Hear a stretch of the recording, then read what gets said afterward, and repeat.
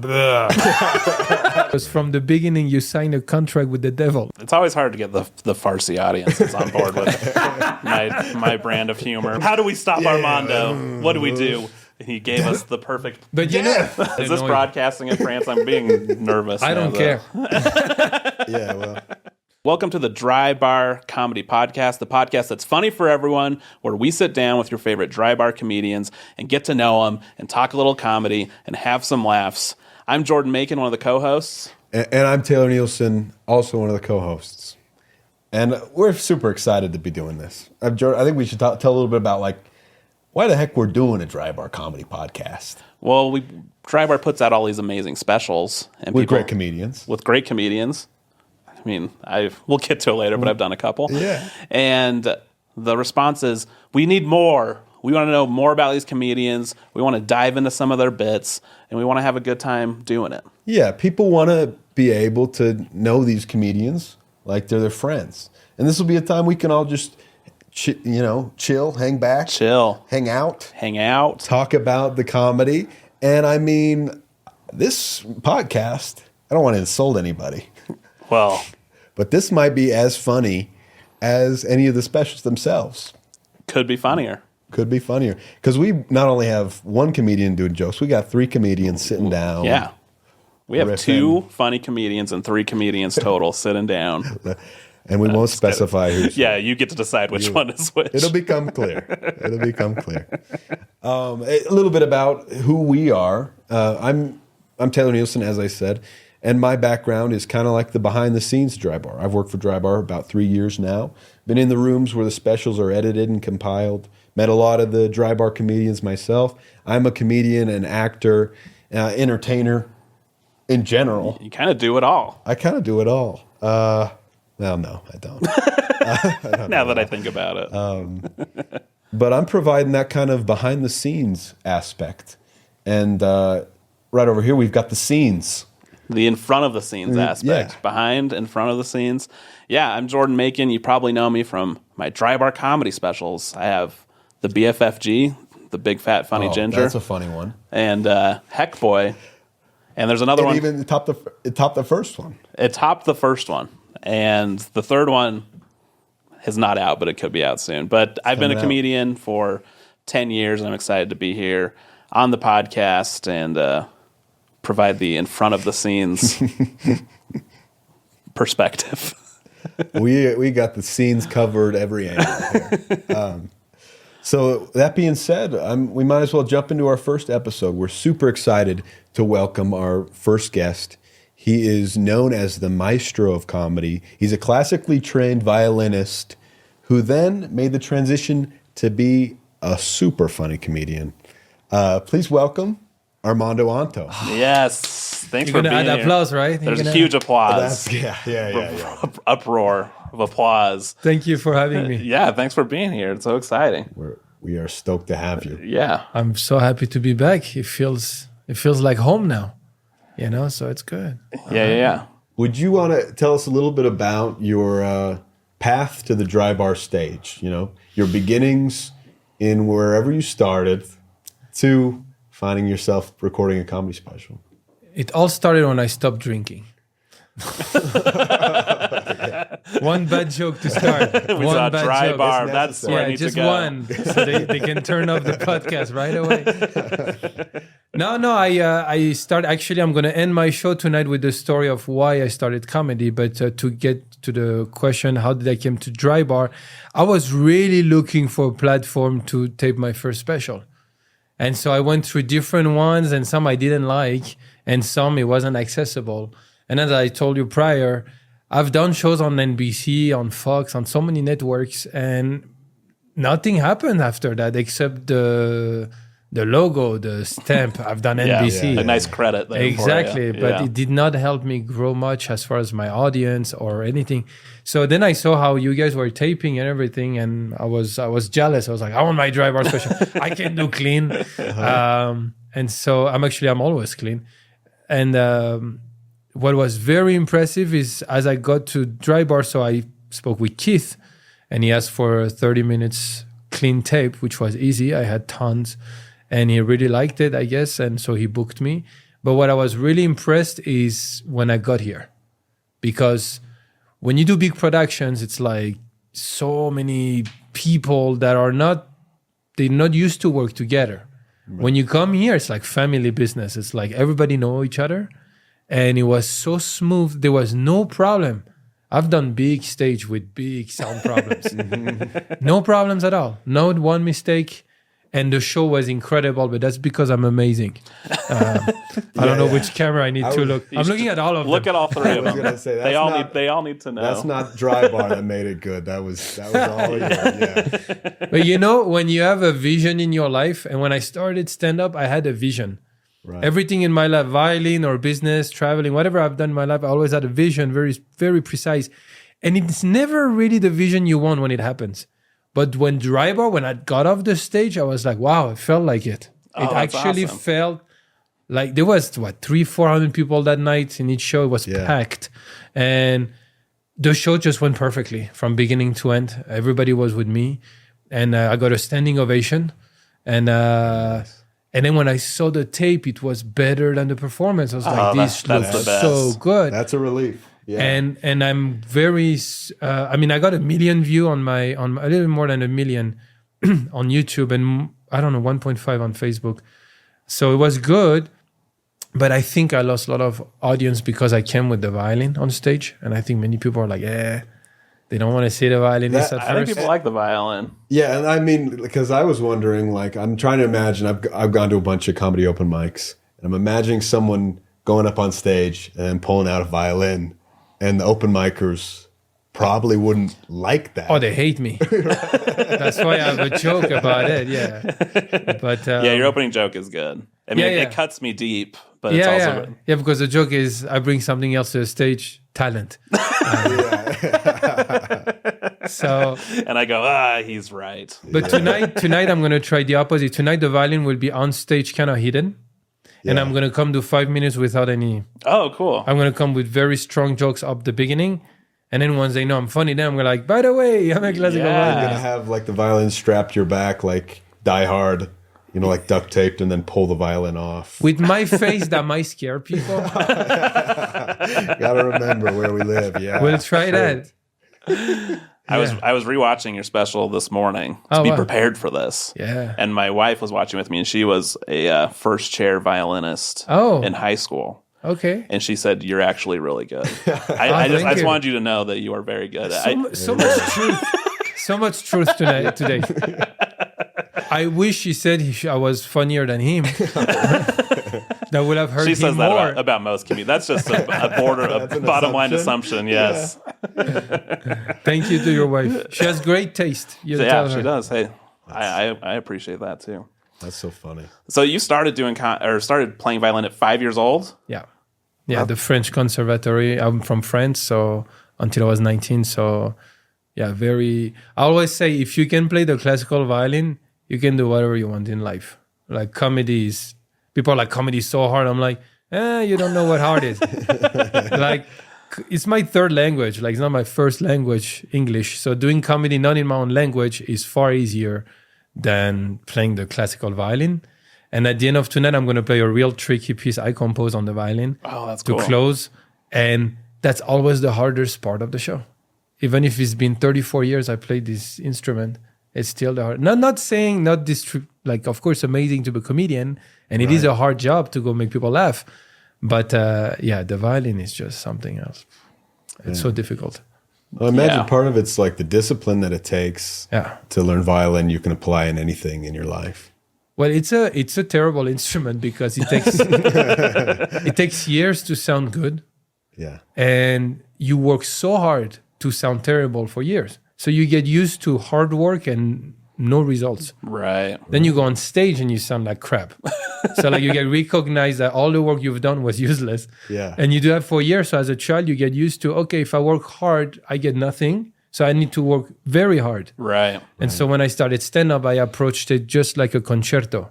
Like it had to be perfect. If the joke is not polished, and if the joke doesn't work everywhere at all time, I don't care. I do my comedy in Spanish, in French, in Farsi, and in English. Wow. And when I do it, if the joke doesn't work in every continent, I don't keep the joke. So And I think that's you use that same approach. As Yeah, well, Jordan. yeah. It's always hard to get the Farsi audiences on board with my brand of humor, but so I'm burning a lot of jokes whenever. Who are your favorite audiences of all the different types of audience you perform for, and who are your least favorite? that's gonna be sad. Are you asking what country? Yeah. What language? What race you like performing for? So the most demanding I had was the French audience, definitely. Yeah, I just came I was in Paris in February, and over there stand-up is booming. It's like 10 new Really? clubs every year. Like Oh, really? Paris Wow. is just... That's cool. And every room is full. Everybody wants to stand up, but it's in French. Uh-huh. And so I came with all my... You know, I did Cirque du Soleil in Las Vegas. I did so many amazing gigs before going to France. So I was like, yeah, they're gonna hit it. And it's hard for me to tank. That sounds very arrogant, but it's hard to tank because first of all, I never go on stage and just hit the mic. Like Right. I'm always prepared, Right. and I have this guy, and I don't use it in a quirky way. I surprise people with it, so it's hard for me to tank in any circumstances. But when I went to France, it was I have not tanked like that since the beginning. When I started, because I came on, my voice on stage is I'm the arrogant French prick, you know, I'm the Right. best in the world, and I Yeah. prove it. And then I came in France with my violin, and I'm like, oh my god, everybody's an arrogant French prick. Who's this normal guy on stage? I had I suddenly lost my comedic voice, like That's so funny. and I have a violin, so they hate me even more because I was like, you're not funny, you're arrogant, and you're a violin. So literally 20 minutes of sweating. And the only joke I got was when I say, you guys hate me, everybody laughed because that was the truth. Truth in comedy, yeah. Standing ovation. And then after 20 shows in France, then I just toned it down. And I came from a different... So that was the toughest audience because the French people, not only they are very picky, especially in Paris, but they are smart. They want smart jokes. They don't want cheap jokes. Yeah. Right. So those were the three. But if you ask me in America, LA, Yeah. oh my goodness. Probably comedy snobs in LA because that's where everybody is. Yeah, but right? they're just so sensitive. And if Okay. you're so I'm from a socialist country, and I voted Democrat all my life here in the US. But since the last 3 years, I learned to hate those sensitive people.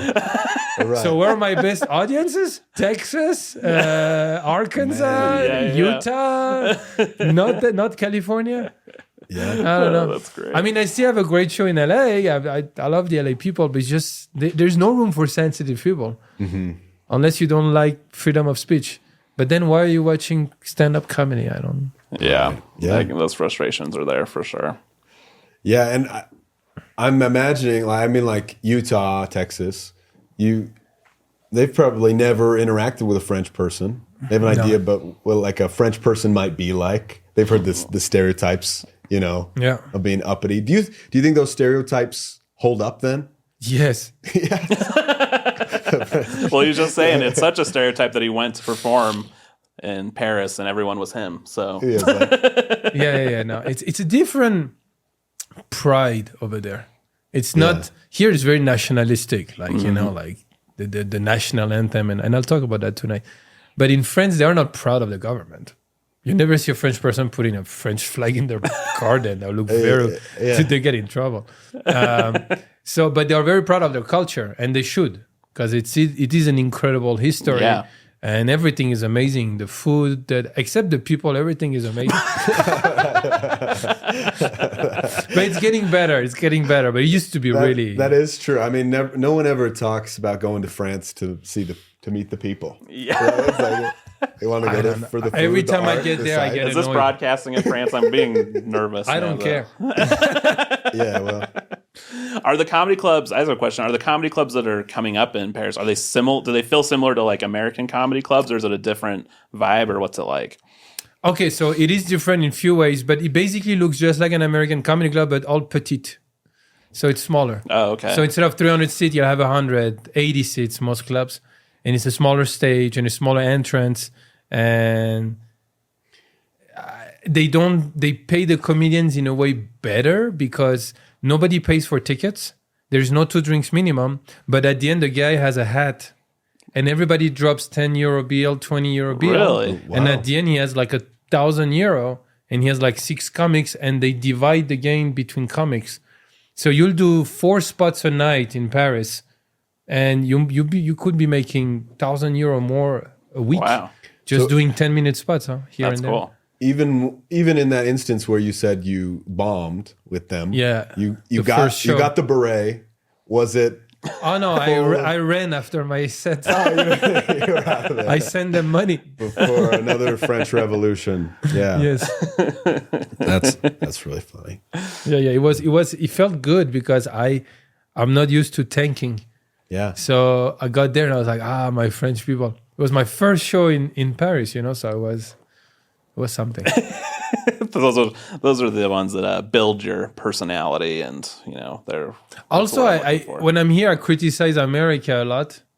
And when I criticize French people, the American people laugh too. But in France, they were not laughing that much when I was criticizing here, which was surprising coming from them. They wanted me to criticize them Oh, interesting. more. right. And I want to. My career is in English. I mean, if you're famous in France, you're famous only in France. Right. In English is the world. So Yeah, that's interesting. And I got crazy gigs from my first dry bar tape. I don't know if it's one of your questions, but Yeah, tell us about it. it's like Cirque du Soleil. Let's just start with that. Wow. How the heck do you get on Cirque du Soleil, Las Vegas, in front of all these people at the Mad Apple? And how do they fit you? How does that work? How are you fit into the? So the program? new Cirque du Soleil show needs 3 comedians who are like specialty acts. So they have something else than just comedy. Gotcha. Okay. And so even if I didn't stay there the whole thing, I still had that one night there, which was incredible. I loved it. Being between all these crazy talents, these crazy acrobats. Yeah, that's an Completely insane. huge show to do. That's amazing. Yeah, so that, some amazing, very well-paid private gigs. So many things I got from that first tape just as a tool, especially when you send a link that has 1 million views. Usually get the booking of any. Right. If the title, like if you say, yeah, I've done Cirque du Soleil, here's my dry bar special, people, they don't care you've been on that network or this. They're like, what is this guy up to? Yeah. And then next thing you know, you're booked. Yeah, it's amazing. Maybe your next special, you'll get on a different Vegas act, like Penn and Teller or something. That's possible. Let's just get you on all the different Why huge not? Vegas shows. That'd be amazing. I would like that. That would be. Well, great. Well, maybe now's a good time to watch a little bit clip. Let's do that, it. of that dry bar special, Let's do it. and then we'll talk a little bit about the bit, where it came from, and all that. Perfect. See, that's the thing in America. I feel people have the wrong idea about Iran. So tonight, I would like to play a melody that really shows the relationship between America and Iran, because I think that one day we can live in peace. I call this the American-Iran Concerto.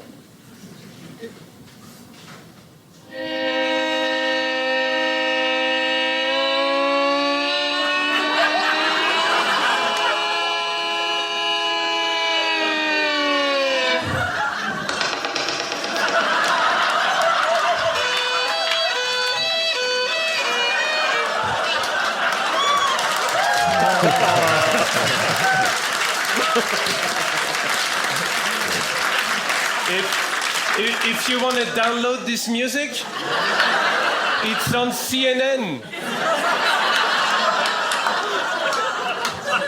The Comedy News Network. Comedy News Network is funny, though. It always kills me, too. Yeah, you have to. They're going to have a lot of ahs tonight. Oh, good. That's the tough thing, because I'm a political comedian. I don't talk about anything else on politics. Yeah. And so it's very hard to talk about taboo subjects. So you have to make them overly funny. Right. Like you have to be over, and I'm in nobody's camp. Like I'm in sides. So I'm always in the middle. So I'm just making fun of everybody, including myself.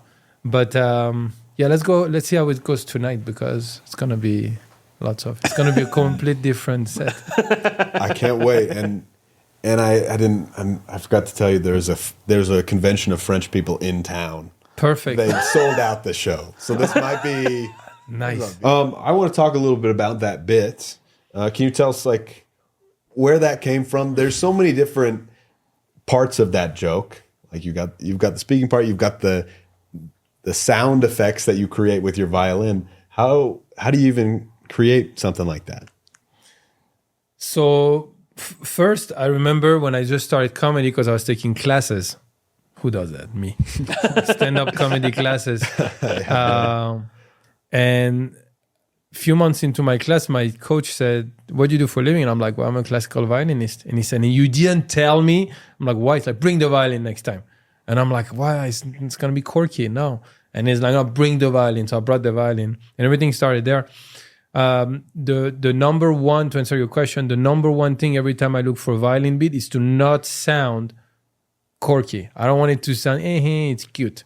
Right. I want it to be surprising and clever. Mm-hmm. Otherwise, you become a prop comedian and everybody hates you. Yeah. So that beat, you can do any sound you want on the violin. The violin is the closest instrument to the human voice. People don't know that. Oh, interesting. But it's very, very close. And so I'm from Iran, France, America, it smells like war. What could we do? And so I came up with this idea of the US-Iran concerto. I would have never imagined that got, as I said, 40 million views across platform. That joke every time, huh? Zanis put it on their channel, it got 3 million views. Like every time a club, whatever, put it just goes. It connects. The Laugh Factory got same thing, 3 million views. On TikTok got 5 million views. So yeah, the siren is just a third. It's a chord that you slide. If you're a decent violin, you know how to do that.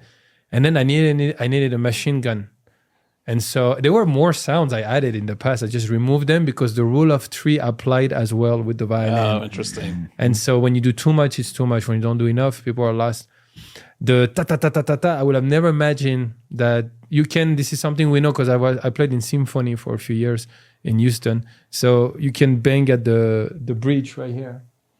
And it sounds like you're tapping or something. But I've never imagined that with the mic, it will actually sound like perfect, like it really sounds like army gunshot. That's. And then the siren, of course, which are the European sirens, not the American one, I think. It all connects with us. We've seen enough movies. I used to scream. I used to do crazy things but this is the best version, I think, until today still. Yeah, it's hard. So can I go back something then? So you started doing comedy classes and you weren't going to use your violin at all originally? Like when you took the classes? Yeah. See, I thought you would have gone into it being like, this is the thing I'm great at and I'm funny and I can do this. So what made you want to do comedy? I needed to be different. And then I was different already because of my accent, my face. I don't look French and I have a French accent. But on top of that, to be more different. And then I've always been clean. I knew it was going to play at my advantage, and it definitely does. I guess wanting to be different. And then little by little, I really enjoyed being able to curse at people with a violin, and, with the F chord, the C chord. I have so many. Tonight, I'm going to introduce the lying chord. There's so many things you can do with the violin. It's like a constant callback. And so if a woman is crazy or a dude is crazy in the crowd, I can so easily insult them. Without, and it's clean. And it's clean. And it's unique. It's clean. That's funny. But see, that CNN joke, I'm not going to do it tonight because that was in the first special. Right. But people get upset at my shows, like my fans. I come and I tour the country, and if I don't do the joke, they're like, I told all my buddies you do that joke, blah, blah, blah. And then so now I do it in all my shows. You have to now. Yeah, I'm not going to do it tonight. But that's like how Jim Gaffigan still does like a Hot Pockets encore a lot of the time. Just says. They get mad, especially when there's an instrument, Yeah. So can I ask you this too? This is going back a little bit, Taylor. That's so if I'm going back. So when you started comedy, did you have any people you looked up to or comedy inspirations that you were of course inspired by? George Carlin, since I love political humor. I like Jim Jeffries. Yeah. He hits so hard on all those topics. I love Ricky Gervais. I love dark humor. Yeah. And then French comedians that you probably don't know. Coluche was one of them in the 80s, and he died in an accident. He was very political. He was going to maybe become president of France. So you don't think it was an accident? There's different versions. Wow, but he was a very strong, he was the George Carlin of France. Oh, interesting. But except imagine George Carlin goes for presidency and everybody wants to vote for him. Whoa. So that's what happened in France. Yeah, it was pretty insane. Yeah. So that was Coluche. There's many people I look to, but those are mainly... The day I saw George Carlin saying, you know why it's called the American dream? Because you have to be asleep to believe it. Yeah. And I was like, this is philosophical. Like, I'm liking this guy. So I started watching all his stuff. Yeah. So that inspired me a lot. Well, it's impressive your inspirations aren't typically clean comedians and that you're able to do similar stuff while staying in clean comedy. That's my thing is... Because I do more and more shows now with famous people. Like, so, it can be Bill Burr, it can be whoever it is. What about Jim Jeffries? So we've done shows, and I love these guys, and they do whatever they want, their career, where they are, they do whatever they want. But I have this feeling that when you come from the beginning with this very clean way of talking and a French accent and a violinist, when you're more edgy maybe than those guys, it hits harder because they were not expecting it. Yeah. And now they forgive you because they're like, he's a foreign and he's nice, he's funny, he's talented. And then I say all these horrible things. But I always stay on the edge. So tonight I'm actually curious because I know it's going to work because I've done the clubs here in Utah and most of those jokes I've done them here. And I know they hit as hard as anywhere else. Yeah. But it's going to be interesting to see online. I'm very, I think this special should do even better, way better than the first one, I think. That's exciting. Yeah, I think. Yeah, your first one's great. Man. Yeah, I'm not well educated in the French comedy scene. I hadn't even thought about French comedians ever. Are there comedians? Not even you. You never thought about you. Until No. That's so American of you. It's like people are like, I travel. I'm like, where did you go? I went to Provo. I'm like, you're from Salt Lake City. Yeah. No, I listen exclusively to Utah comedians. That's all He only listens to my, I don't get out much. my dry bar It's specials. only his stuff. Oh, He nice. hates it. I don't know why he keeps doing it. The only but he does fan. it. Are there any French comedians you would recommend that the dry bar audience look up, watch with subtitles, learn French to enjoy? I think it would be such a different culture. To tell you the truth, there might be. It's gonna get lost in translation. I think. Right. No. Just Armando. Just stick with Just Armando. me. I translate everything. It's already translated. Yeah. That's so funny. There's some jokes. It's funny that they're funny, but they did not work in France. And I'm like, why? It's just so funny. Like the joke you can afford. Oh, yeah. When I start the show, my old show, I used to start like that, right? I'm going to play something you can afford. One note. Thank you. That kills in Mexico City. That kills anywhere in the US. And you go to France and kind of like they're like, we know we can't afford it. You don't need to remind us. We would never have that much money to throw into a hat on the way out anyway. Exactly. So I don't know. It was interesting. So you play violin, guitar. Yes. I read in your bio you break dance sometimes in your shows. I used to break dance. Wow. And then you got two built and it's like you break the floor. You actually break. No, I had two stuff when kids. you dance. 2 kids. You have 2 kids? Yes, I have 2 kids. Yeah, 4 years old and 7 now. I used to break dance. I was really good in my 20s. Now I'm 39. So I can still do good moves, but I destroyed my knee, my ACL, and my meniscus 9 years ago. So 10 years ago. So since then, I don't throw bike flips, things like that anymore. Same here. That's what I used to do a lot. Meniscus? Yeah. Yeah. When did you rupture your meniscus, Jordan? I don't remember you ever doing backflips or anything. No, I did a lot. It was on stage. Yeah, it was my closer for a long time. Did falling, you ever falling down the stage? Yeah. They got too painful, and I would when I was doing stand up, I would do a bit just sometimes asking them, who wants to see me do a backflip? Who wants to see me do a backflip? Just rile the crowd up. with no intention of actually course. doing a backflip. Of I'm course. not capable. No intention. Yeah, you're just doing a survey to know in the future. Who wants to see me do a backflip? Is it worth it that I learn how to backflip? Anyway. That is so Did you fun. ever do it on stage? Was that ever part of your comedy? Yes. Oh, really? Yeah, videos of it. Yeah. When I'm like, I can even break dance and I dance, and then I go on a pause and I'm like, this is a flare, this is this, and then I go like, and this really hurts. And so I will have jokes while I'm break dancing, but I just stop doing that. I'm like, it's too much. Man, Yeah. Like, come on, dude, what else? you're basically a Cirque du Soleil act on your Yes. own. Yeah, they just have you. Exactly. By the way, follow me at Armando Violin Comedy. Right? If there are millions of people, email me at iloveviolincomedy@gmail.com. There you go. In your special, you say you hate social media. Have you learned to like Yes. it more, or you Yes. just? That's the only joke I'm going to repeat tonight. I'm serious. That's a great joke. Like, I hate social media, but by the way, follow me at Armando. I love when you have people pull out their phones and subscribe to you, and the cameras are watching people Yeah. follow you. I got smart. 10. I think I got 12,000 subscribers on that. Something like That's that. amazing. Not Man. bad. That's really funny. You know, That's a genius. to That's a maximize. genius move. I'll do some promotion tonight too. You have to. Take advantage of it.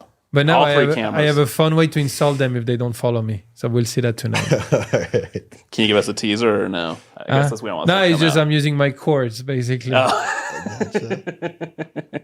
Any other instruments that you play? Not saying two. At least Little two bit isn't of piano, because now I teach my kids and my kids that take piano lessons. So in my method, because I also own music schools. I have 2 music schools. I have one in Houston, one in Los Angeles, and so in our school, the parent has to learn with the child, so they can teach at home. And so I've never been a great pianist, but they play violin and piano, my kids. So I have to learn. So I'm learning, and that's one of the other things I do. I teach. I love teaching. And in those classes, do you teach the F comedy chord? side? You teach the- Lesson number 1. Ding. yeah, really conservative violinists won't even touch the F chord. They won't. No. They won't even. No, it's my creation. Yeah. Which, by the way, it's not a real F chord. It's a fake F chord. It's just the easiest way to get the violin is to play open strings. But that's not the real F chord for real musicians who know that. Wow, the whole thing shattered for me. I thought Right. that Man, was. I don't know if I can watch the next. I know, right? I know. It's brutal the first time. But, I had to create something easy. So no, yeah, I do use comedy during my classes. I make a fun class, especially with Yeah, teenagers. that's a super fun class. I love the idea of you creating the next generation of comedian violinists. Just like you become the Seinfeld. You know how everyone was like became Seinfeld after Seinfeld. Every comedian in the next generation will just be violinist. It's an interesting topic because we have not had a famous prop or musician comedian since the early 2000s. Did you notice that? Name me somebody who just got a huge special in the last 10, 15 years that has a piano or guitar or anything. I can only think of like Steve Martin with his banjo, right? But that's a long time. That's That's 1805. I guess, yeah. Dimitri Martin, I guess, played a little bit of guitar, but I don't know if he would Yeah, qualify so I've as the heard same. in the industry few times people telling me, you're going to break the pattern. You're going to break because I'm so different and I'm political and this and that. We'll see. We'll see. Huh? As I said, there's many things happening right now in my career. There is a show I've done that's coming out in November. There's just many different platforms when I'm going to start popping up. That's exciting. So it is exciting. I can't complain. That's great. That's great. So how are you with improvising on the violin? Can you pretty much play improvisationally? Yeah, whatever. Do you ever do that in your act, like crowd work with your violin? Not really. Once it was quite incredible. I love that story. I was in Houston, Texas, and and there was like 350 people. It was at the Joke Joint. So it's a club that closed. I love that club. And there was a kid who just turned 21, so he's hammered. And halfway through my set, he started vomiting on his table, crazy, like disgusting. He starts smelling. People are grossed out. And if I don't address this, I'm a psychopath because you can't miss that. Right. So I went. Can't power through that. I don't know. I got this moment of genius, and I said, is it the music? Yeah. And the crowd lost it. Like literally people were falling down their chairs. And I'm starting to play the violin as he's still vomiting. No And so way. he's just going blur, and I'm like playing and I'm waiting and I'm like second movement and we continue. No way. And the place is upside down. It's completely insane. I can't believe I don't have this in video. So that happened. But no, Amazing. usually I don't improvise, but I improvise with celebrities. Craig Robinson, you know Craig Robinson yeah, from yeah, The yeah. Office. Yeah. So we have our thing going on. We've played 2 or 3 times already on stage. He's like, Armando, I'm going to call your name. And then we're going to play together. And so he comes and he plays all these crazy things, his songs on the piano. And I just improvise and we have a blast. The audience loves it. Oh yeah, because I've seen him perform, and the songs he does, people love. So I imagine loves adding it. you to that would just blow the place up. Yeah. No, he told me, he said, you're something else. I'm like, I know. Thank you, Craig. We know. He's a great guy. He's funny. So what kind of music were you playing for the vomiting? Was there a certain tone you were going through? I think I was playing a minuet of Boccherini. That was what I would have chose too. So yeah. Well, yeah. I mean, Boccherini is the funniest composer. Is that guy? You've heard it. Imagine the guy. The Oh guy my is gosh. vomiting. Yeah, and I yeah, do go, it for us. Oh yeah. "Bleh," That is- you know. oh, that's hilarious. That's incredible. Yeah, there's many classical pieces, but everybody knows. They just don't know the name. Do you have a classical piece for every situation? Probably. Yeah, you can find something romantic, something sad, something If depressing. I'm on stage and I'm just bombing, Uh-huh. what are you going to play? Wait, something very long. What would be something very long? Or something when you're about to die?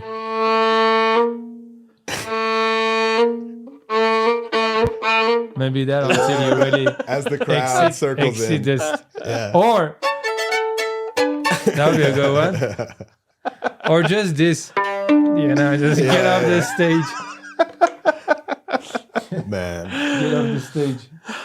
That's Taylor needed that because he bombs a lot, and he just needs something to think about when he's on stage. Yeah. Do you really bomb a lot? Is that the truth, or you just saying that to be fun? No, Taylor. Because I Taylor's never funny. understood comedians who are like, yeah, I tanked, or I'm going to tank. That's the one I understand the least. I'm going to tank. I'm like, why? I'm only going to do new stuff. And I'm like, they pay tickets. Like, because in my classes, the idea was, if you want to work on new material, you start with the good stuff, you finish with the good stuff. In the middle, That's where you can play around. so if you with. do 8-minute set, you'll do maybe 2 minutes of new stuff in the middle. Yeah. But no, I love the confidence of especially the famous people, which is like 400 people who bought a ticket to see you, and they're like, this is all new stuff, so it's going to tank. 45 minutes of tanking. I never understood that. No, I don't bomb a ton, but I do a lot of improv and improvisational stuff. So it's like you're bound to bomb doing that, right? So yeah. It's always new. Yeah. And I guess I'm a good student. Like I did pretty much most of the big competition and festivals. And usually I advance in finals because they judge you on audience reaction, your voice, and then how different you are. Right. If you're clean, you get extra points. So I heard all these, probably the head of most networks telling the same thing, which is we can't judge you on crowd work. And crowd work is the easiest laugh because it's the reality. Right. What's hard is to create the reality. But anything you say to a crowd is going to be 10 times funnier. It's like the F-bomb. It's always going to make something funnier if you go, oh, this and that. So I don't know. From the beginning, I trained myself not to riff too much with the audience unless I have to. Now it's been 10 years and I'm good at it, but it's not something that I, preserve. Right. Yeah, it seems like a lot of new comics are leaning on that. I don't know if you see on TikTok and stuff, but most clips are crowd work clips now. Because that's where you're going to get most views. That's where you're going to get most laugh. It's the reality.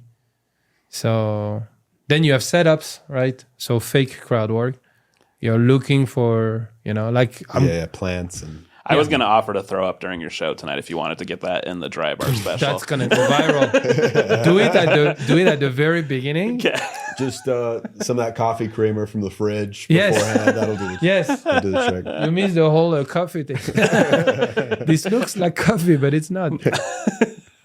We tried, and the creamer, and there was no real sugar. And it was a nightmare. The whole thing. We're lucky you're still here with us. Yeah, thanks for sticking through when we didn't have. I sacrificed myself sometimes. I was telling Taylor, French people love their coffee, and he said it'll be fine. Yeah. I'm uneducated as far as French people. I thought all French comedians were mimes. He said we have pumpkin spice Keurig cups, and that's what everybody wants. Yeah. It's pumpkin spice season. It is. This is going to be a great night. Yeah, it's going to be awesome. Yeah. Well, what question do you have for Jordan? Because I'm just kidding. What made you decide to open for me? Like, what happened in your life that you were like, I got to open for this guy? Well, I was playing my instrument, Guitar Hero, and I thought, Guitar I need to be able to. Wish I could hone this. I wanted to see how you honed it. I still haven't been able to bring Guitar Hero on stage. But you opened for me at the club that's not the Provo one, the other one. It's north of Salt Lake, Ogden. Ogden. I'm pretty sure, Ogden. right? Yeah, that was fun. That was a really good show. That's a bigger one. Yeah. That I love about the clubs around here. There's only 2 openers and then the headliner goes. And that's great. I like to go on stage after 20, 25 minutes, not 45 minutes. Yeah, when there's too many openers, it drags on for a bit. Yeah. Especially if it's me. I want to apologize for my bombing comment, Taylor. No, it's totally fine. I'm going to do some reflection. Yeah, no. So I have a crazy story if you want to hear. Yeah. So you said how to start comedy. Like the real reason why I started comedy is actually an insane story. Because I was traveling the world as a violinist. And I had you're 27 to 30 basically. So I had anything a man could dream of, traveling, having fun, no family, nothing, just having a good life. But I started feeling I lost the goals. I just started having this illness rich people have. I was depressed. and I called my buddy and I'm like, dude, I just did Brazil, Japan, Russia. Like I just did all these countries, Peru. And I'm like, what should I do? And he's like, you should go back to Peru and do an ayahuasca ceremony. And so that's where the story picks up because, and that's how I'm closing tonight. The show is with the ayahuasca beat because the first thing that surprised me was meeting the tiny little shaman, the drug dealer. And so he told me, he said, tonight you're going to meet yourself, meet myself for the first time. What an honor. That's what you've been wanting for so long. Yeah, right? That's where the depression came from, not being able to meet and interact with yourself. It's exactly that. And so imagine you're in the middle of the jungle and you have to take a small boat for like 6 hours from the city. And now you're in the jungle, like literally like piranhas, anacondas, all those things. It's like, that's the setting. And then you get to that village, there is no electricity, nothing, and no cell phone connection. And that's 11 years ago. And I go in the forest on a Friday night. You cannot eat anything the day prior. So you're like, with nothing in your body. And the more you eat, drink alcohol, smoke cigarettes, things that I was doing a lot at that time, eat meat, whatever, the more you have toxins. And ayahuasca is a cleansing. So basically, the more you have those, the harder the trip's going to be. And then when I got there at night, the shaman, because at that time I was working out, I was bigger. And for them, I was like a bodybuilder. So he gave me twice the dosage of the ayahuasca, which is a red cup of, honestly, if you drink vomit, I guess it will be like that. It's really disgusting. Yeah. So I drink 2 of those. And then you're supposed to vomit an hour or 2 into your session. So the bad spirit, whatever it is, comes out and you have your trip. I don't vomit. I'm not somebody who vomit easily. So when you digest, it screw you way more.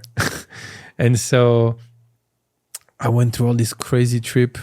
And then there is a moment when everybody vomited. It was 2 a.m. after 4 hours. my trip was just getting worse.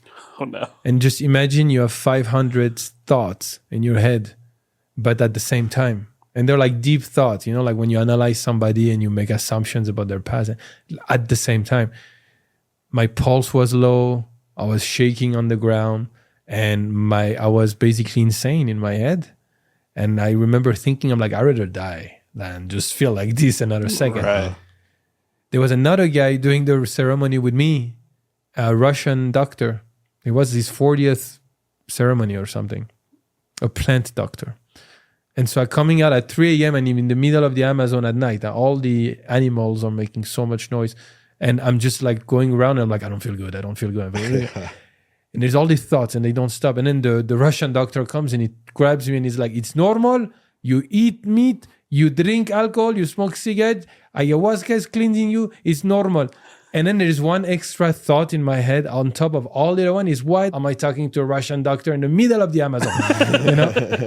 And that literally made me lost conscious. Like I just lost conscious right there. Yeah. Like I got knocked down by my brain. And when I woke up, I slapped the guy, kind of like a shot of adrenaline, you know, like just, and I slapped him and I'm like, what the F? And I look at my hand and it's bloody. And I look and I'm bleeding here and here because I hit my head against one of these giant trees.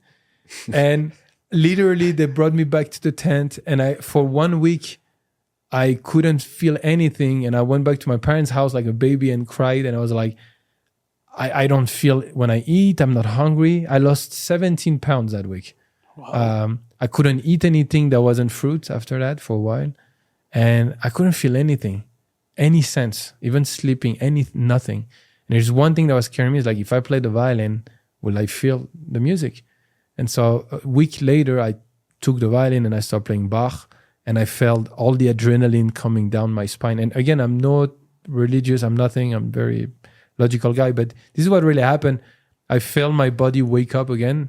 And I think that's what they call about a rebirth after ayahuasca. Like I started discovering the pleasures of life with a mentality of an adult, but like it's the first time. So I really appreciated everything. And then I'm like, I need to challenge myself because if I keep doing this, I'm going to go crazy. I'm like, look what you've done. Like, why did you put yourself in that situation? And so then I went on Google and out of the worst jobs that were listed, stand-up was one of them. No, it's true. It's true. Everything I say, it's the honest truth of exactly what happened. You looked up the worst job. On the worst jobs people don't want to do, stand-up is one of them. And I didn't want to do all the other ones that were either nasty or dangerous or something. And I looked at comedy, I'm like, well, I always loved George Carlin and all of that. And I'm like, I think I can do that. And then I just had to decide LA or New York. And I'm like, I hate cold, LA. And that's it. And then I think it was the next day or something, I told everybody, I said, I'm going to become a stand-up comedian. And then everybody who knew me, they're like, oh my God, he's going to become a stand-up comedian. Yeah, exactly. It's like, we know this guy is going to do it. Crap. And then as soon as I arrived I said France as soon as I arrived in Hollywood, I felt like at home because between the mountain, the beaches, and then the crazy people and all the talents, the best in the world and the worst and all these crushed dreams. And I was like, feeding off of it. Yes. And I was like, feeling good. That's exactly what I needed. And I got served because as soon as I went to my first open mic, as soon as I had my first real show, as soon as I had my first big TV network, I got served the worst way possible. Yeah. They played me so many ways, the industry, the worst way possible. And every time I was smiling, I was like, that's why I came here. But that's exactly that. I don't know. So yes, I am disciplined and everything, but I feel like for succeeding at something is not enough. I think you really need to enjoy the negative part of it, the negativity. And so that's why when I bombed in February in France, I was so excited. Because I was like, wow, I did 11 hours of flight. I'm not here because I'm getting paid. I'm here just because I wanted to tour Paris in French. And I'm like, look how I'm being served. Fantastic. What does that do for you, having those negative experiences? It makes me feel alive. Okay. But imagine if your life is only great things. It's boring. It's like if you watch an Indiana Jones movie, but he stays a teacher the whole time. Nothing happens. Man. So I feel like death is part of life. I feel like you need the drama. You need, but look at how many famous people like kill themselves or go depressed, because when you have everything, there's nothing to look for. I just realized why I'm not fulfilled in life. I've never bombed before. Yeah, exactly. That's why I'm sad. You succeed. I just realized that. Oh yeah. Well, I've seen you once at least. That was the happiest night of my life, even though it was the worst performance, though. Yeah, come join me. That story is incredible. No, That's thank you. amazing. I tell that story because I don't know. I feel there's so many people wasting their time. Like especially comedians. When I see whining comedians, I'm like, you're in the wrong business. Like, you don't become a comedian and complain about anything. Because from the beginning, you signed a contract with the devil. Like it was, it was written in the contract. One of the big contracts I signed said something like, you have to give up your morality to the universe and beyond.